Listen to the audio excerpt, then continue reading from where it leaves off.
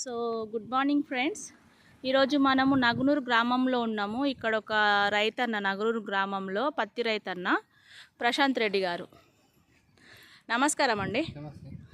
మీరు మళ్ళెందుకు తీసుకుంటున్నారు డబ్బా?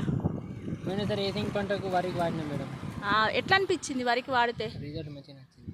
అంటే మంచిగా అంటే అది ఊసా ఓలే మోగిపూర్ రానియలే. అంటే మొగిపూర్ వచ్చిందా ఇక్కడ చుట్టుపక్కల? చుట్టుపక్కల మన దాంట్లోకి రాలేదు. ఊసవ కూడా అంటే ఊసా ఓలే మొత్తానికి పోలేదు. అంటే నేను కలవక ముందుకు, అంటే అంతకుముందు నేను మిమ్మల్ని కలవక ముందుకు, డబ్బు ఇవ్వక ముందుకు మీ పంటలు ఎట్లుంటుండే?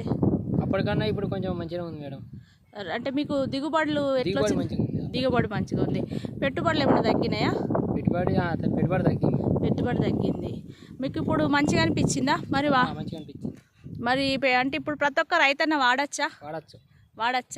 ఇప్పుడు మరి మళ్ళీ ఎందుకు తీసుకున్నారు? ఇప్పుడు పత్తికి పొలానికి మళ్ళీ వాడదామని తీసుకున్నారా? మీకు ఏ డౌట్ వచ్చినా నాకు ఫోన్ చేయండి. పోయినసారి వాడితే మీకు మొగి పురుగు కంట్రోల్ అయింది, ఊస తిరగలే. ఈసారి కూడా మళ్ళీ అట్లనే వాడుర్రి. మీరు ఎప్పుడు అడిగినా నేను మళ్ళీ మీకు డబ్బా తీసుకొచ్చి ఇస్తా. ఓకేనా? మరి అందరు రైతులు వాడుకోవచ్చు కదా.